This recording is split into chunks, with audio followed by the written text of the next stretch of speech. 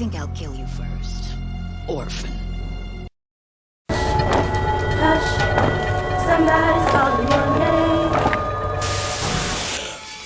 We're now part of a life force that has existed since the dawn of time. Imagine what you've turned down, Parker. Think of all this knowledge we've seen, thousands of worlds, millions of civilizations. Learned many secrets, always with but one goal, above all else, to survive and...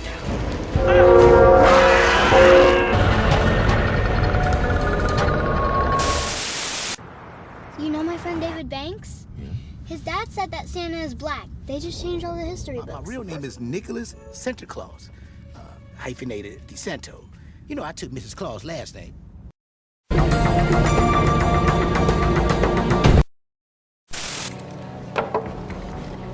Monster Bud.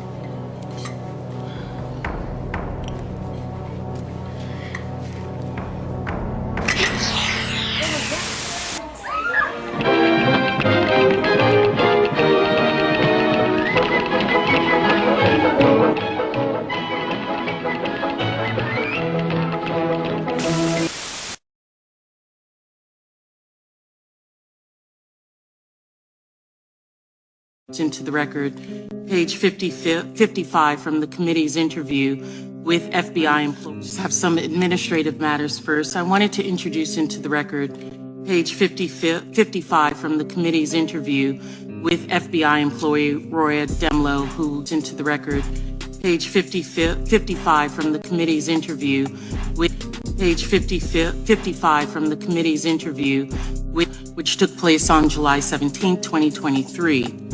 In that, we're to leave this interview and we're to suggest or imply that when you said the laptop was real, that it meant that the FBI had affirmatively determined in October 2020 that the laptop belonged to Hunter Biden. Said the laptop was real, that it meant that the FBI had affirmatively determined in October 2020 that the laptop belonged to Hunter.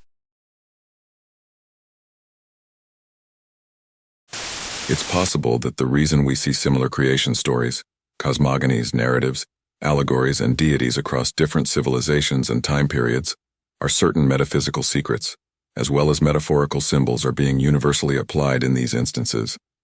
Even many concepts expressed in religious text can be considered magic by definition, however. Some of these texts, such as the Bible, are explicitly against the use of magic and otherworldly manipulation. Often when we see magic spells and rituals in entertainment, very specific materials and conditions are required. Often very specific animal or insect parts, fluids, or organs are needed to perform said spell or ritual. The same is true for alchemy, which is the precursor to modern science. So is it then possible that true magic is really a high science that we do not understand due to our current programming and understanding of reality? If there are physical and metaphysical laws that govern our reality and/or dimension, then orders such as the Rosicrucians, Assassins, Golden Dawn, Templars, etc., are simply utilizing this knowledge against others. In creating illusions or spells, concepts like gematria are probably necessary in a scientific aspect, as well as a form of codified language. People such as Harvard computer scientist Leslie Valiant have written books discussing nature's algorithms and assert phenomena like evolution, adaptation, and learning are best understood in terms of ecorhythms, a term he has coined for algorithms that interact with and benefit from their environment. Other scientists, such as physicist S. James Gates, Jr., would even assert that the universe itself is possibly a mathematical simulation, due to these algorithms being indistinguishable from those that power our own technology and internet search engines. And if Dr. Masaru Emoto's water experiments are real, then it could technically imply scientific explanations of astrology amongst other undefined concepts. Now, if you take these sciences and break them into multiple categories, then create different origins, stories, and allegories from this knowledge, you could then utilize this information to create new belief systems that will control an individual's perception while harvesting resources for yourself or harnessing past energy for a specific entity. And just by someone subscribing to any of these belief systems, the initiated can already understand what specific programs those individuals would be currently under. This, along with creating a shared narrative of history, can explain, for example, why we have the customs and beliefs we do in the West. Meanwhile, on the East, Many still practice many of these ancient rituals. It is my understanding that this is how magic works in a logical sense. Our brains are very powerful illusion creators. Everything we perceive is pretty much an illusion created by our brains, and even when we rest, we dream, and our brains plunge us into even deeper illusions. So do you honestly think with all the years of human existence, we have created rockets, nuclear technology, and 20 iPhones, but not a way to manipulate this system or reverse engineer the brain in some capacity? We already have concepts such as hypnosis and MK Ultra, and it seems like every year, Hollywood creates a movie with the concept of consciousness transfer as a future technology. So what even is consciousness? Consciousness is defined as internal knowledge, state of being aware of what passes in one's own mind. Knowledge means acknowledgement of a superior, honor, worship, to find out about, recognize, or to have sexual intercourse with. The word science is defined as the assurance of knowledge. This, in a way, lets us know there is no knowledge without the belief or understanding of God. Probably why you must believe in a higher power to be a part of secret societies. This, to me, is why I believe you can use different concepts in reality to understand other unexplained phenomena. The word microcosm is anything regarded as encapsulating in miniature the characteristic qualities or features of something much larger. I believe most things, if not everything in creation, exist in this capacity. Even the things we create unbeknownst to us.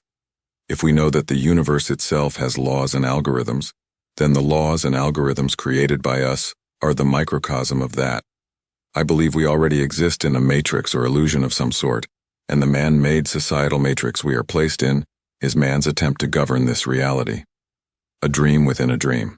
What we sincerely believe creates the perception that defines reality around us, and this is what I believe defines a spell. Not necessarily the practice of science or alchemy itself, but having conviction and logic to your beliefs. The assurance of knowledge. Maybe this is why they feel the need to slime, aka defile you, and most of us have been secretly indoctrinated into their system since childhood through school, church, and television.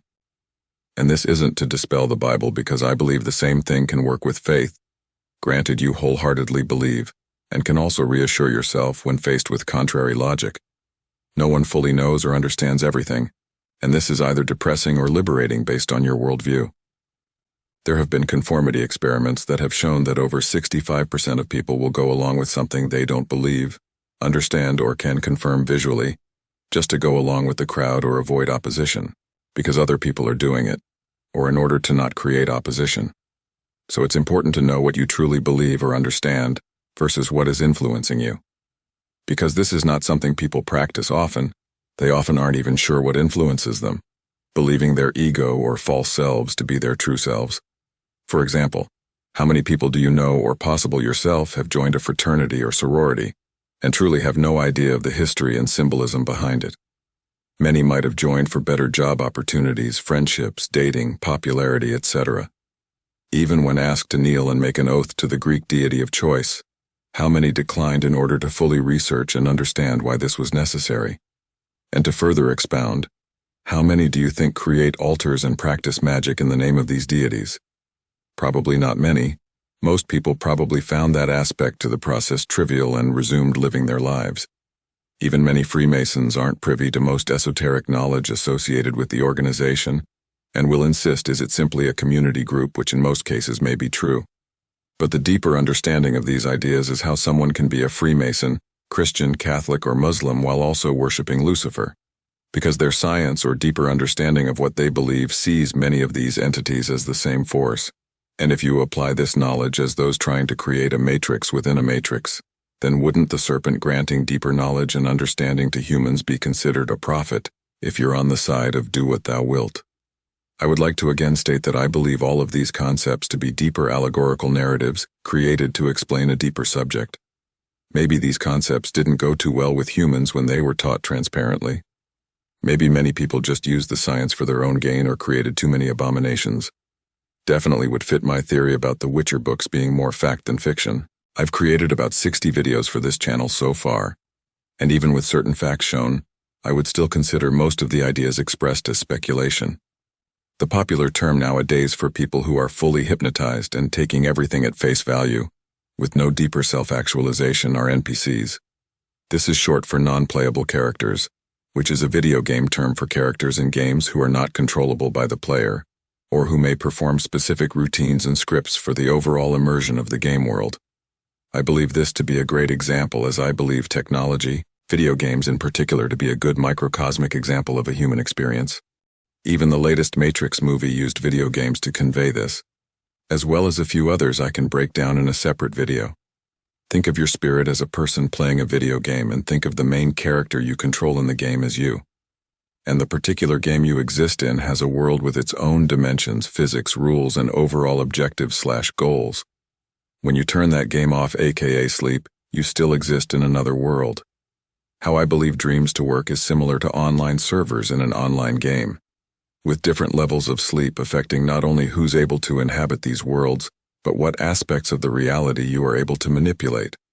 Going from fully malleable single-player experience to the main reality, which is a shared illusion with billions of other beings, with your spirit returning back home when the battery is drained as a drone would, the soul being the deeper aspect of the person playing the game in the first place. We often look at technology as an inorganic concept, however aspects of nature are used in order to create technology. So what makes creating a self-aware AI any different from creating a homunculus or a quote-unquote artificial person? This makes me believe that maybe self-learning AIs are otherworldly transmissions or communications from entities, as some say.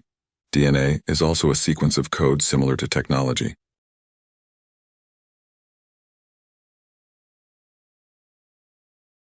In my video about the Mandela effect, I noticed that one Mandela effect switched back to normal, that being the Mona Lisa's smile. Not only has that painting since changed again, but I've noticed another Mandela effect that has switched back. Fruit Loops. I remember Fruit Loops being spelled like this and the Mandela effect being it's now spelled like this. Well, while at the supermarket recently, I realized it is now spelled how I originally remember it. This is even more strange than the Mandela effect itself. If reality and time are not a tangible or linear thing as we understand it, then what makes anything real or fake? Organic or inorganic? I think we have what exists through time and the force of nature itself. And then we have things that exist through science, human intervention, magic, manipulation, etc. Maybe we put ourselves here, maybe in a higher dimension somewhere this is considered entertaining or a necessary process. And before you say, why would anyone consent to this reality? Well, think of the microcosm. Why do people play video games or watch movies? I won't answer that question, but rather leave it for you to ponder. But using this microcosm of technology, is it possible this game we are in, or rather human civilization, has been hijacked? After all, what do they call it when technology has been compromised? A virus.